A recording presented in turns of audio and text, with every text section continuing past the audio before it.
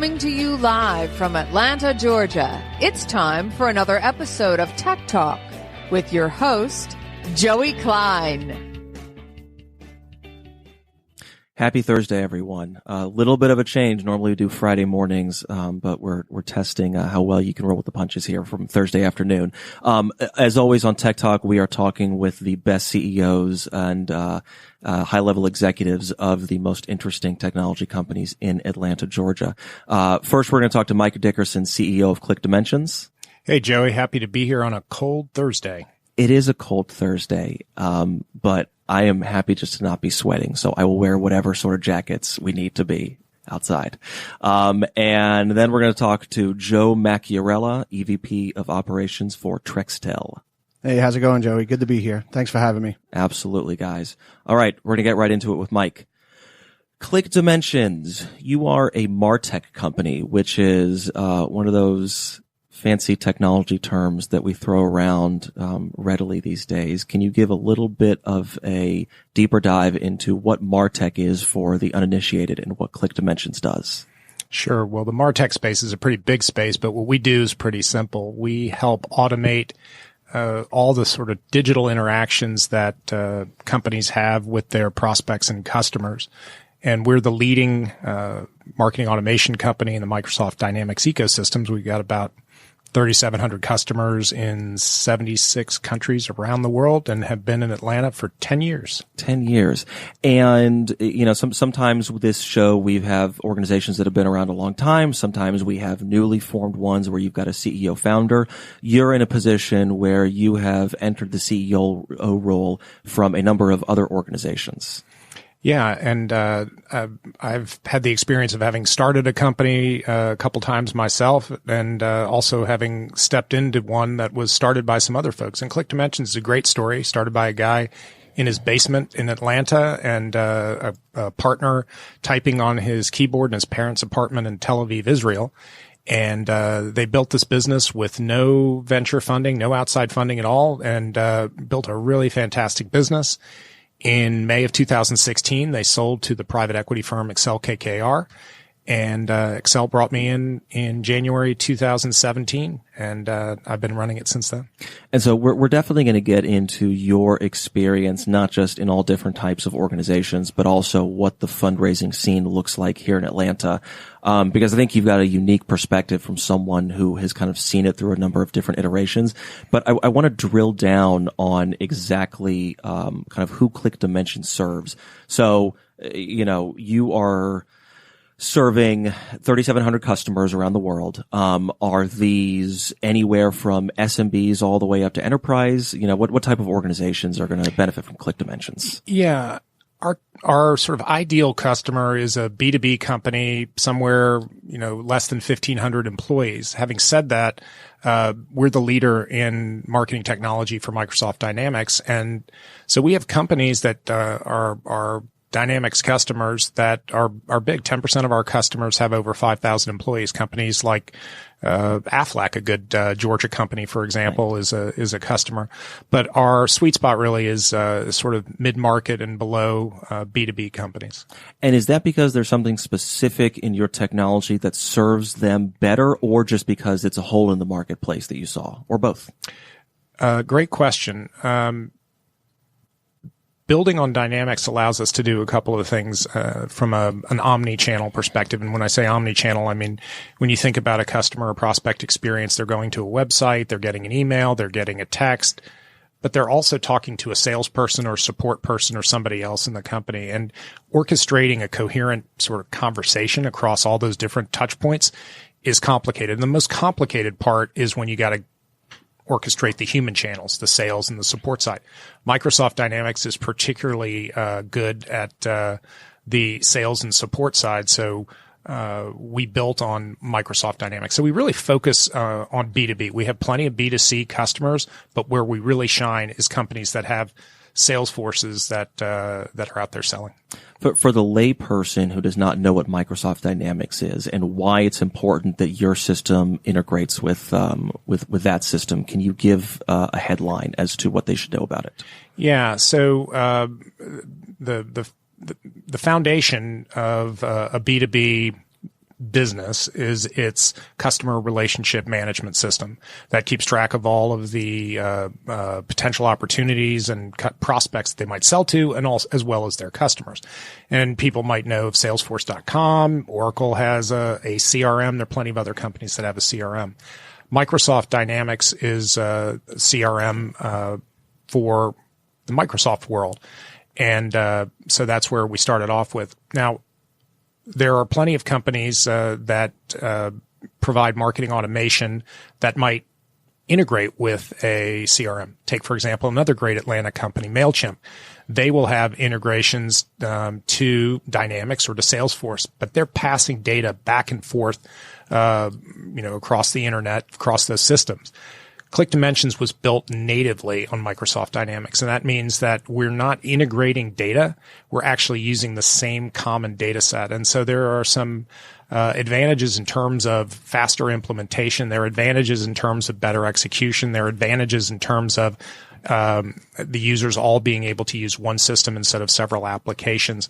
And that's one of the things that makes ClickDimensions different than the 7,000 other marketing technology firms that are out there. Okay, makes sense. And I would imagine that just because of the sheer volume of users who are working on Microsoft Dynamics, the fact that your system is built upon it, and the technology integrates nicely with it, you've got, a very, kind of open partnership there that, the platform is easy for someone to get used to.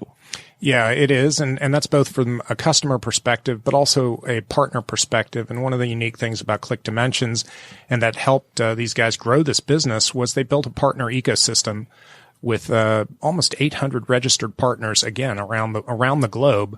And they did this all from Atlanta, and that helped them scale to a pretty impressive global company, again, without going outside to raise venture capital money.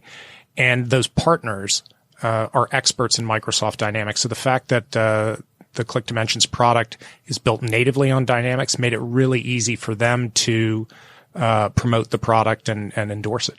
Well, let's talk about that, your comment about not having to go outside and raise venture money. So anyone who opens up the Atlanta Business Chronicle basically sees two types of stories, right? One is about how much money a company raised, and the other is about how much space they took in a building, with maybe a couple of, other, top 40 this, top 50 this. Okay. And I think that in this universe and in a universe where, for better or worse, it's certainly an entertaining show, people see, pitches on Shark Tank every Friday night. There maybe seems to be a bit of the layperson might think there's an over-reliance on companies going to raise money to grow. But we just talked about ClickDimensions, which is doing great and didn't have to go do that. And so as someone who has been a long-time participant in Atlanta's technology community, do you think that there's an over-reliance on going to raise money as opposed to trying to do it yourself? I think that there's a tendency towards that. I would say that, and as you know, Joey, I have played a couple of different roles in the technology ecosystem, including being one of the early directors of Atlanta Technology Angels and starting the seed fund there with a couple other guys, and being managing director of eHatchery for those of you who were around during the .com days. So that was an incubator and venture fund. And then starting Vocalocity, I've played a couple of different roles on the spectrum, and what I've seen is that what comes around goes around. If you look at how Microsoft was started, if you look at how companies like HP and Digital Equipment were started, they were started by founders who had day jobs. And those day jobs funded their startup. And they would, when they left their day jobs, they often took consulting gigs, and they funded themselves for an awful long way before they had to go out and get venture capital. And once upon a time, there weren't that many venture capital companies. If I look back to the .com era and, until,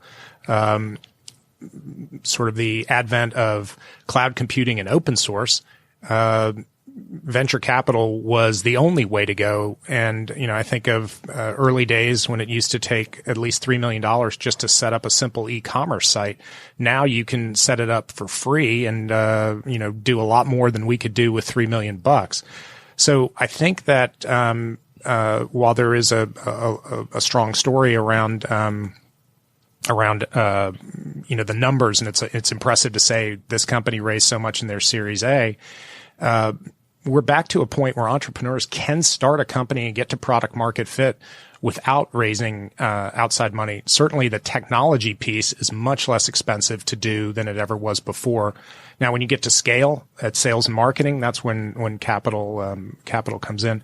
And I look at a couple of other companies when I think about some of David Cummings' companies, Pardot and Hanlon Hill and all of that. He was able to do that without going outside, at least initially. Mm-hmm.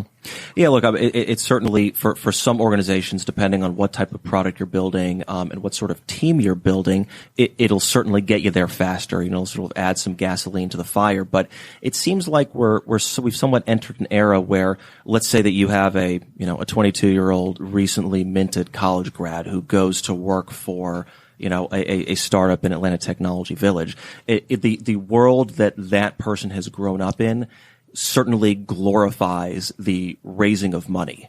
That's really what is heard about. It's somewhat more rare.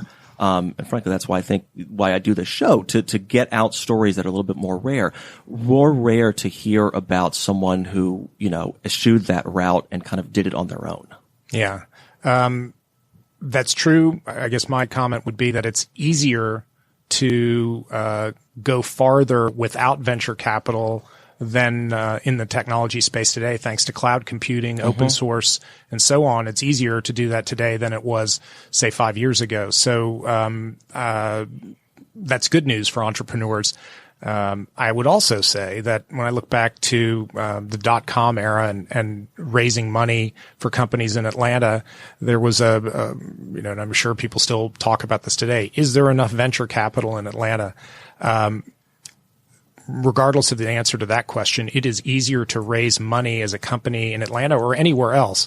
If you have a good idea, if you have product market fit, if you have the right trajectory, there's a lot of money out there seeking opportunities. It's much easier to do that today than it was 20 years ago. Well, that's without a doubt. And look, I've had people on this show because look, one of the topics that we talk about is Atlanta. The commonality that every company that comes on this show has is there's an Atlanta story there. And I've had people come on who have said good things about Atlanta, but then somewhat, a friendly prodding, saying that we don't have enough VC resources. And I think that your opinion is a little bit to the contrary. And frankly, I would, say that mine is probably as well, that, I think that maybe Atlanta doesn't do as good of a job of boasting about some of its accomplishments. Maybe it's this kind of, southern, some sort of southern hospitality that it makes us not want to yell from the rooftops about our accomplishments. But I think we've come a very long way, certainly even in the past 10 years and certainly 20. Yeah, absolutely. I would agree with that. And we could cite, 50 companies that have done really well. The one thing that, so I don't think that early stage capital is the problem that it once was. What I will say is that from an optical perspective, one of the things that does remain true is that unlike in the Valley where, a company starts small, let's say like a Google, and then they become a Google, and Facebook starts and then become Facebook and they stay Facebook. Companies in Atlanta, once they get to a certain size, seem to get picked off. That is very true. And so that's that. I think that may color some of the sort of perception. Now, look, you're not wrong. We have very few of those. The iconic brands that we have are ones that have been around for decades and decades. The ones that grow super fast in maybe the past 10 to 15 years, the goal tends to be acquisition and integration as opposed to standing on their own. I'm very curious to see what happens with that in the coming decade, because I think that I think you and I could probably name 5 to 10 that have the potential to be that brand name. And, I'm curious to see what happens with that, if they get picked off or not. But I want to transition to culture, because you came into an organization, after it was bought, by, private equity. And you came into an organization that was somewhat maybe fully formed is not the right term, but there was an identity there. And I'm curious about how you think about putting your own particular spin and expertise on an organization like that has an identity, needs to grow, needs to change, but that has something that was working already. I mean, how do you go about inserting yourself there and adding value, and not adding value, upending the things that maybe need to be upended, but not rocking the boat too much? Yeah, there's a lot of different things in that, and I can say that I've been at ClickDimensions a little over 2.5 years, and I learned an awful lot from the experience. And start off with the fact that you're right, there was a fantastic culture already in place. The guys that started this company and built this company had created a very special sort of culture around humility and helpfulness and partnering. That was great. So the first thing was to try and understand what that culture was and see how that, supported the business model.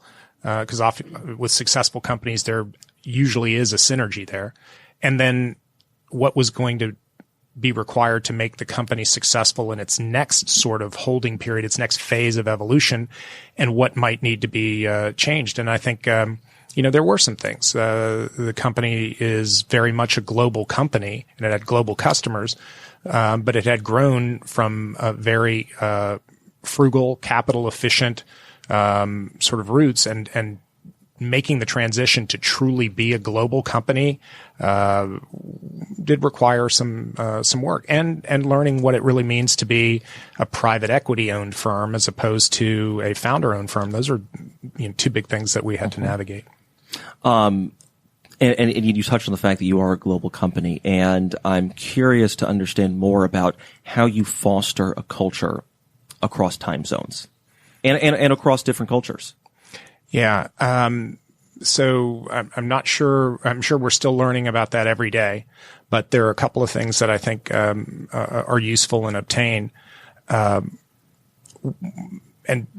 let's see, we have offices in 10 different countries. So we have employees in 10 different countries, and those cultures range from northwest part of Spain to Tel Aviv, Israel, to Fargo, North Dakota, and Greenville, South Carolina, and Christchurch, New Zealand. So the time zones are different, but the cultures are very different. And what's expected in terms of respect for hierarchy, or what's appropriate to say, there's a big difference. The way that we've tried to approach it is radical transparency, to try and be as transparent as we can, to try and be as honest as and open as we possibly can, which is both refreshing for folks in some cultures and a little bit scary sometimes. But that at least seemed to be a common denominator that allowed us to communicate across cultures and against cultures and sort of norms. So I think that's been helpful. I think my last stint was PGI, which is a conferencing and collaboration company, and so having a background of web and video conferencing was helpful. I can't say enough about the impact of being able to have a Skype conference or a Zoom conference where you can actually see the people that you work with, especially for leaders who have team members who are in other parts of the world. Just being able to see them in your weekly check-ins makes a big difference. It definitely does. And actually, this is I'm surprised it's taken this long. This is actually the first time in the show that the concept of radical transparency has come up, which, of course, anyone who's read Ray Dalio knows, founder of Bridgewater, is really the cornerstone of his management philosophy, and has taken that company to great heights. And it's one of those things that just seems self-evident when you learn more about it. Like, why wouldn't we tell the truth and nothing but the truth to our colleagues? But so often in the workplace, we chicken out might be a little bit too loose of a term, but when put face to face with potential conflict and confrontation, we shy away. And unfortunately, what that normally does is it lends to some passive aggressive behavior as opposed to addressing a situation head on and really dealing with it. And obviously there's other pieces to radical transparency, but that's certainly one of them. Yeah. Well, so I have some thoughts about that. I mean, the Bridgewater rules and the, recording every meeting is sort of an interesting thing. We take a slightly different view on that. I tend more to the Kim Scott, radical candor, which is, care deeply and challenge directly. And I think that, Ray Dalio and in the hedge fund world, you've got a different set of motivations and a different kind of folk that joins that sort of place. So the Kim Scott version, sort of says, from every person that leads a team, is responsible for other folks, the first thing that you need to do is care deeply. And I don't mean tree hugging kumbaya. It means understanding what's important to the people on your team, where they're trying to go with their life, where work fits in, what their professional aspirations are, their personal aspirations, so that you have context with where they're trying to go. But that also you develop trust. And this is the super important part when I talk about, transparency, that is different from Ray Dalio's. Trust is what really matters. And getting that across cultures is harder. The trust allows you to then have the direct conversation and say, you know what? You're a super smart person, but when you chew on your fingernails in the middle of a meeting, it makes people not respect you, and be able to have that level of conversation, or to say, I know you were really trying to impress upon the point that we needed to do X, Y, and Z, but you really made that person feel that you were just so much smarter than they were, that they're going to lose all of their self-confidence and decision-making muscles. To be able to have those sort of conversations and not do it in a contentious way that leads to people feeling, that sort of electrical tension. To be able to have those direct conversations, that's what's important. So the Kim Scott approach is, be able to care deeply enough so that you could get the trust, so that you could have real constructive conversations. And I think that's, if I were to say what has worked for us, at least so far, and again, we don't have the book totally written, but that's been the approach that's worked for us. Well, that unlocking the key to having those conversations and having them productively is really the art of getting along with people in the workplace. It's somewhat fascinating when you think about it. The past 100 years have really been this experiment in new types of relationships that we as a species have not really had before. We spend as much time, if not more, with our work friends, family, whatever you want to call them, than our own family. And we're close with them, but yet there's sometimes a barrier there. You might not treat them or say things to them the same way that you would with friends who you even spend lesser time with, but might be more comfortable with. And you have a common goal that needs to be accomplished. How do you bridge all of those nuances and complications to get something done and deal with the neuroses and eccentricities that we as humans all have? Yeah. So I think, a model that's really important, is the role of the team lead. And we try and use that word because it's more modern than manager. But, a couple of things that I think, sort of models to think about, whether it's a quarterback or a point guard in basketball who distributes the ball around and makes sure that, people are playing well together. That's important. But there's a great story in, Clayton Christensen, the Innovator's Dilemma guy, wrote a book called How Do You Measure a Life? And he tells a story of when he was CEO of a chemical company, a lady who worked in the quality control division. She ran a part of it. And every, time a new product launch, was coming out, there was about a 3-week process that had to happen. And she was in charge of that process.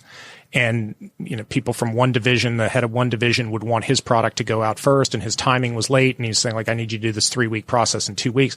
Anyway, she was stressed out. She would come in early every morning and get yelled at, and work late every night and get yelled at, and then have a 2-hour ride home in the Boston traffic. And, Clayton Christensen said, gosh, can you imagine what she was like to her husband and 3 kids when she got home at 8:00 at night after a day like that in the traffic? And then he said, now imagine somebody who feels like they are empowered to take their best ideas and put them into use and make an impact on what they're doing and have some direction on the control of their work and to contribute intellectually. Imagine that. And the message that I took away from that and that we talked to our team leads about is, yeah, you're here to get a job done for the business, and we're a private equity owned firm. We have targets that we've got to meet. But you have a huge impact, not just on the day-to-day life of your employee and your team member in the office and on their professional trajectory, but you have a huge impact on their life outside of work. And so we talk a lot about the honor and obligation of being a team lead. You have an awful lot to do with how that team member feels outside of work. And once you start talking about that, people go, yeah, that's right. I mean, we've all had bosses who were moody or difficult or not the most inspiring. And you think about that and go, gosh, how did they make me feel when I wasn't in work? And, I don't want to be that guy or girl. I want to be the person who helps make people's days a little better, not just at the office, but outside as well. I think that's such an important realization, and it's something that I have colloquially termed the circle of screaming. And if you can picture someone gets screamed at work, okay, and screaming is obviously just a catch-all term for, put down, whatever the action is, okay? That person's in a bad mood, goes home, takes it out on their children and their spouse. The children and spouse are in a bad mood, takes it out on their friends and coworkers, and the circle goes round and round and round. And it leads to a world of angry people who are not fun to be around. Absolutely. And, I don't know if you have kids, Joey, but I am just having a tape playing back in my head, my 11-year-old son who was hungry because he hadn't eaten dinner and he had a long day, and his mom had, some difficult negotiations at work, and they start talking and they're on the wrong page. And the next thing you know, they're at each other, and that circle can that can be a vicious circle that can build up over years. Yeah. It really can. I have a 2-year-old daughter and I have a son on the way, and it has been and I'm certainly not an expert at it and I'm still getting used to it, but to leave everything, assuming you had a negative day, right, behind and be present there, I think is one of the hardest things. And if you can master that mental acuity, you can do a lot of great things. The most important one, of course, being there and present for your family. Yeah, for sure. When you figure that one out, let me. Yeah, it does seem to be the eternal struggle. I think it's one of those, one step forward, 2 step back type of ventures. You guys have clearly you're doing things well. You've been on the Inc. 5000 for a number of years in a row now. What is this? Great product, great culture, everything combined. How are you doing it? Yeah, I think there are a couple of things that the company has done well, and like I say, I stepped into something that was already doing really well. They figured out a partnering model that was unique. Our business gets new customers largely because of a Microsoft Dynamics partner channel. Most partner channels are reseller models, but this is really more of a symbiotic model, meaning the traditional model is, here's my product, let me teach you how to sell it, you go sell it, you support it, you make money off of that. What these guys figured out how to do was to make a product that help their partners win more deals and get more of the business that they really wanted. So think of it like almost like a fuel additive, as opposed to where the real meat of the transaction is. And they figured out how to do that well. They figured out how to get trust from their partners at scale. And that's really helped get to a certain level of scale of business size. Then there were a couple of other things that we figured out how to take advantage of. Being built natively on Microsoft Dynamics meant that essentially the CRM and the marketing automation products all used the same data model. So translating between 2 different products wasn't such a big deal. And as we add on every piece of marketing technology, they all use that same data model. So we're able to do a couple of things. We're able to, make the technology work faster. There's, instant on instead of implementation. Our support services We know how to go from the application all the way down to the data structure better. It allows us to do enabling services that, other companies have to rely on marketing agencies or things like that. We get economies because all of our customers use the same data model. So we can deliver a certain set of enabling services that help people get value out of their technology. We can do it at global scale from places like Greenville, South Carolina, and Cork, Ireland. And then the final thing is that the focus in the Microsoft ecosystem served a purpose. Focus anywhere really helps. And in the marketing landscape, people are trying to figure out where's the right fit, where can we get repeatable sales scale. Well, the constraint of having to work with customers and look for customers who had already chosen Microsoft Dynamics was a constraining focus that ultimately forced a certain amount of sales efficiency. So I think those are some of the things that helped us get where we are, and we're now just sort of reinterpreting them and relearning the gifts as we look at how we grow in the next phase of the company's evolution. Well, and one recent development in your company's evolution is that you made an acquisition recently. Yeah, we did. And as part of our thesis was that we were at a certain scale of number of customers, and we have a very efficient customer acquisition engine through these partners. So we could go out and buy pieces of a full marketing cloud more effectively and faster and cheaper than we could build them ourselves in many cases. And with 7,040, I think, in the Martech 5,000, there are a lot of companies out there who have great technology but have run out of money, and they're really feature groups, not full-fledged companies. We've been able to go out and sort of cherry pick. So we bought a company called Sweet Spot out of Gijón, Spain, which is northwest part of Spain. And they were one of Gartner's 4 touted firms in the marketing performance dashboard, marketing intelligence sort of space. The others were Datorama, that got bought by Salesforce for $850 million, Origami Logic that got bought by Intuit for, I think $1 billion or something like that. Another one that got Beacon that got bought by Acklate. And then we picked up the 4th one, Sweet Spot. We didn't quite pay $850 million, but we got some really great technology because there was a go-to-market story, a customer acquisition story. And so that was the first of those, and we plan to do more in the future.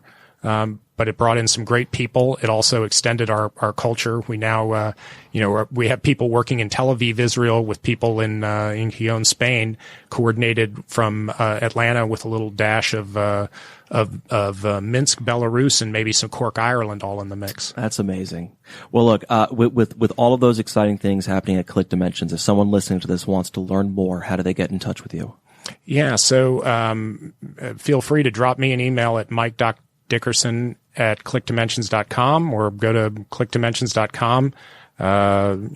We're here in Atlanta, and we'd love to hear from you. Great. All right, Mike, thanks for coming on and sharing your story. Thanks, Joey. A lot of fun to be here. Okay, Joe Macchiarella, how are we today? Doing well. How are you doing, Joey? I'm doing great. All right, so what I find interesting about your story, and we're obviously going to get into it in more detail, but you have come into Trextel's life at an inflection point in the company. Yep. And that's part of what I want to focus on today. But to set the stage, give the audience an understanding of what Trextel, I guess, has traditionally done and what you're working to make the focus of the company.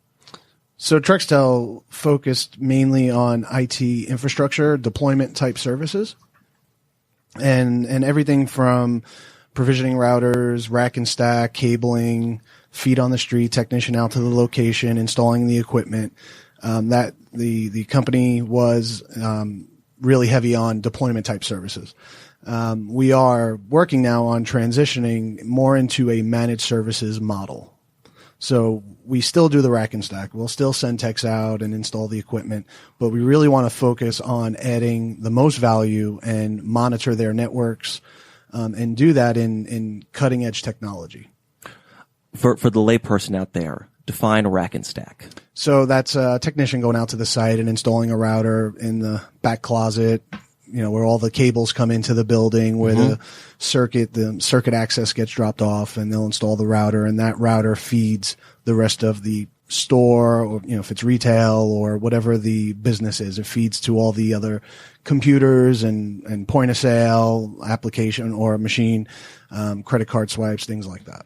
And depending on the organization, that room could be a size of a shoebox, or it could be something much more complex. It really could. So it depends on the vertical, right? In retail, you tend to have limited space. They don't usually have, especially when you're dealing with quick serve restaurants and places like that, you're pretty limited on space. And if it's a large enterprise type business, you're going to have, you may have a whole floor dedicated to that. So it all depends on the vertical, what you're supporting. We like to focus mainly on large enterprise. Okay.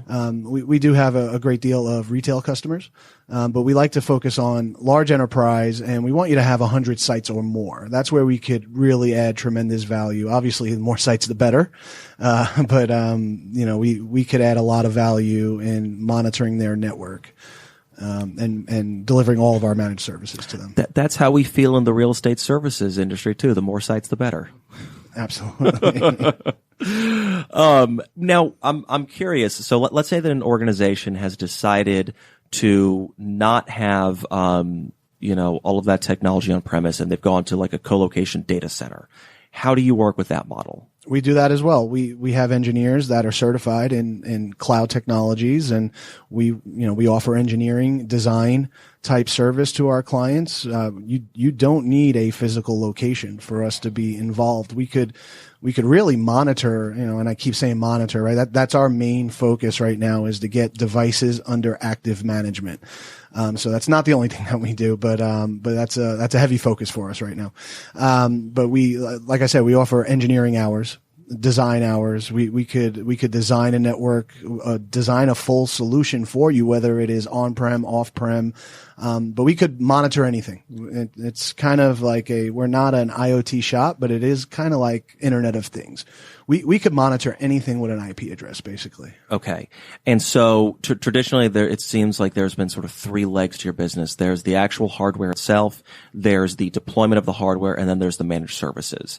And your charge and what you're really passionate about is to boost that managed services piece as much as you can.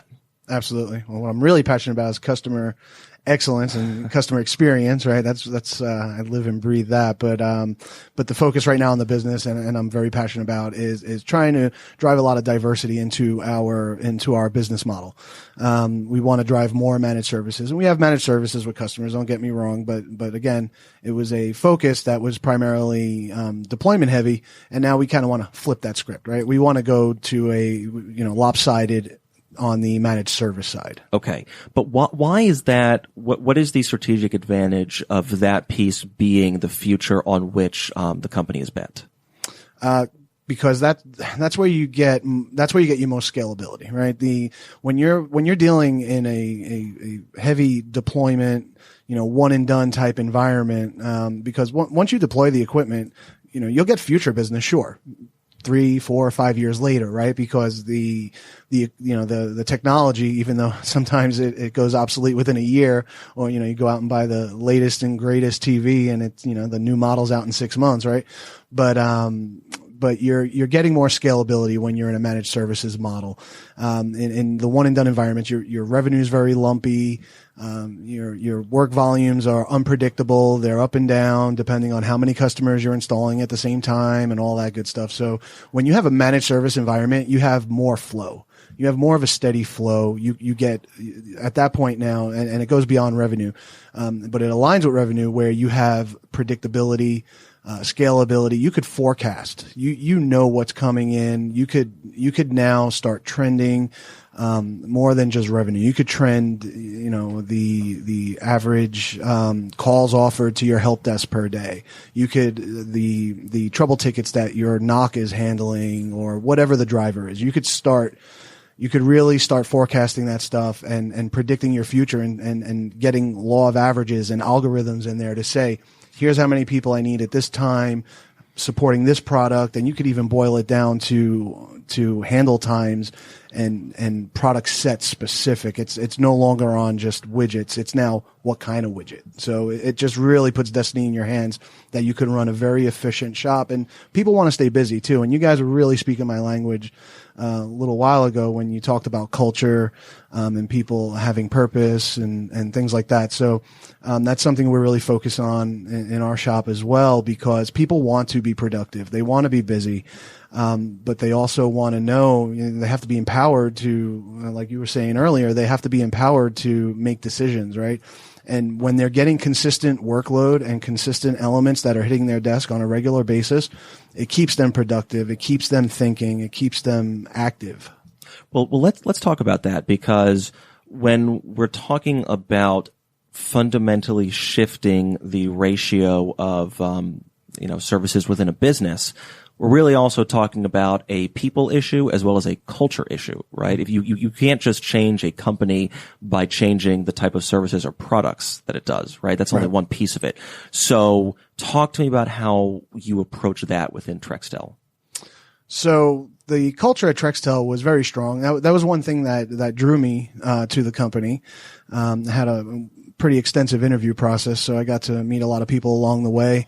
The culture there was already very strong. So that was definitely a draw for me. But there was, I don't know the best way to put it, but there was anxiety, so to say, around what they were handling and how quick it had to go out, and some process concerns and things like that. So I think that's where I've added a lot of benefit to this company, is going in and giving direction on process excellence, right? Don't get me wrong. They had documents, they had processes, right? But there's a difference between having a piece of paper that kind of tells you what to do to a full blown, drawn out, decision tree process flow, along with knowledge base articles that marry up to those, where people know for sure, here's how I handle these situations. When you get outside of tribal knowledge, and it's not something that's repetitive that you're dealing with every single day over and over again, you may forget how to do certain things, right? I mean, all of us in all of our jobs, you don't know how to handle every single element perfectly. So those type of things help you, and just having consistent processes. And our administration team does a great job in culture building.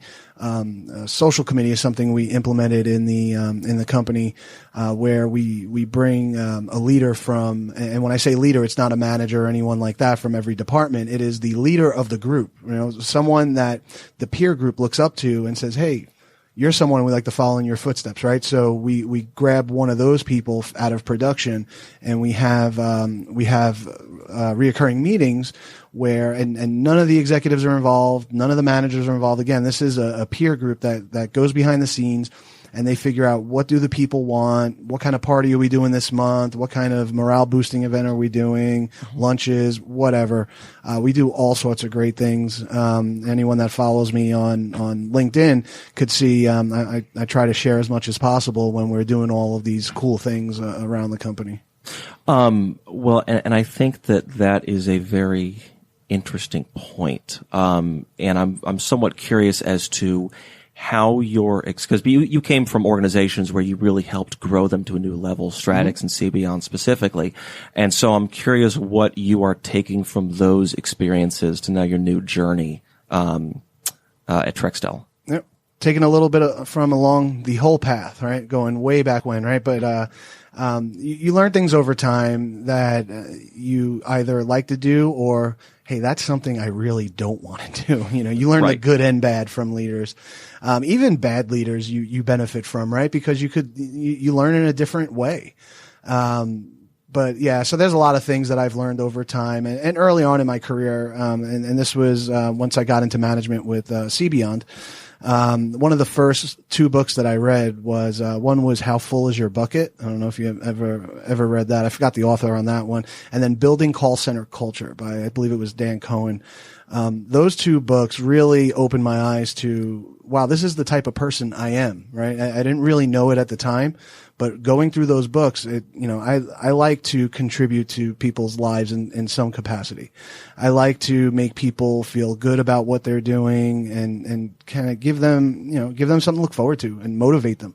And those two books really, there's bits and pieces from those books that I've always zeroed in on to make sure that I add value to people in every conversation that you can. Every conversation is a crucial conversation, and there's a book, Crucial Conversations, but it's not about, it's not about having tough conversations, right? It's about every conversation you could have with someone is crucial, and you should add some kind of positive element to it. It gets back to what you guys were talking about earlier with the vicious cycle and, to avoid that type of stuff. So. I think that motivation and adding value to people's lives is really the key to understanding how to build a great company in the 21st century, because we're at this place in civilization where, within the small subset of developed world, high level, successful companies, people who generally, have some sort of degree of education and privilege in life. And in that hierarchy of needs where we've passed food and shelter and everything at the bottom, and now we've gotten to the point where we're looking for self-actualization. And the type of talent that we're talking about in the companies, that you two have, they're looking, yes, there's a paycheck. Yes, there's how do I support my family? But when you have an unemployment rate of 3.5%, it's what am I getting out of this? I'm a talented person that could go to anywhere. So how am I fulfilling that need for self-actualization? And to me, the way that companies grapple with that and solve it is a big piece of whether they're going to be successful or not. Yep.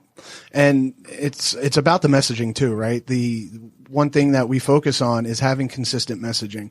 And making sure everyone has a purpose. So our purpose at the company is connection. And it's, we're not only connecting networks, we're going beyond that. We're connecting workers to their networks to process their transactions or whatever their widget is that they have to do. But we're connecting communities. I mean, Dollar Tree is a major customer of ours, mm-hmm. right?